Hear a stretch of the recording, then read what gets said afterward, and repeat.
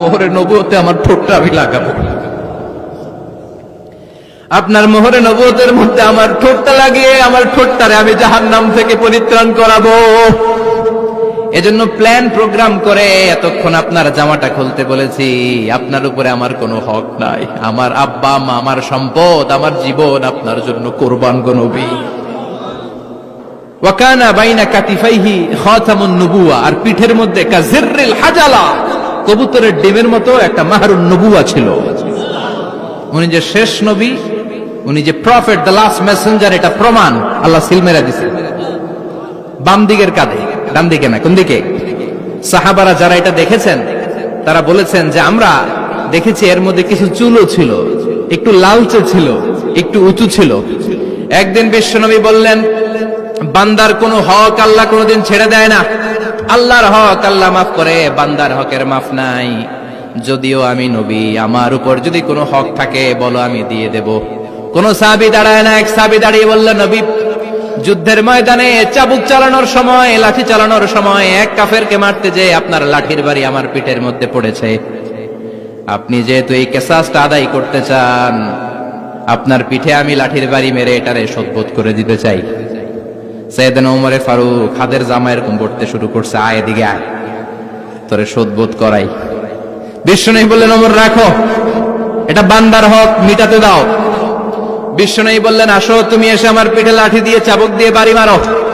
সাহাবী বলে, ও নবী, তখন দুর্ভিক্ষের সময়ের যুদ্ধ ছিল, আমাদের গায়ে জামা ছিল না। যখন আপনি আমার চাবুকটা পিঠের মধ্যে মেরেছেন, আমার পিঠে তখন জামা ছিল না।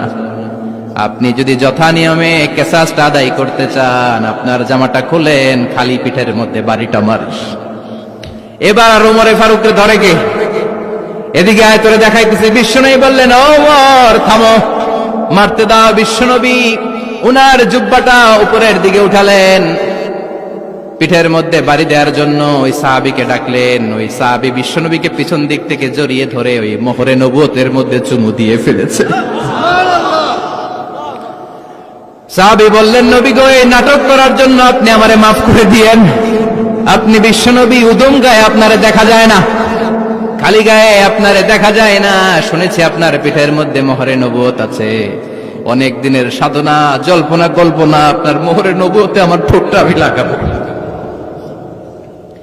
আপনার মোহরে নবুয়তের মধ্যে আমার ঠোঁটটা লাগিয়ে আমার ঠোঁটটারে আমি জাহান্নাম থেকে পরিত্রাণ করাবো। এজন্য প্ল্যান প্রোগ্রাম করে এতক্ষণ আপনার জামাটা খুলতে বলেছি। আপনার উপরে আমার কোনো হক নাই। আমার আব্বা মা, আমার সম্পদ, আমার জীবন আপনার জন্য কোরবান গো নবী। বিশ্বনবীর পিঠে বাম দিকে খাতামুন নবুওয়া ছিল, মাহরে নবুওয়া। কোন বর্ণনা এসেছে উনি এই মাহরে নবুওয়া দিয়ে পিছন দিকে দেখতেন। বিশ্বনবী যখন নামাজ পড়তেন উনি বলতেন, ইস্তাকিমু ওয়া'তাদিলু ইয়ারহামুকুমুল্লাহ, কাতার সোজা করো, ফাঁকা জায়গা বন্ধ করে দাও, কারণ আমি সামনে যেমনি দেখি পেছনেও তেমনি দেখি।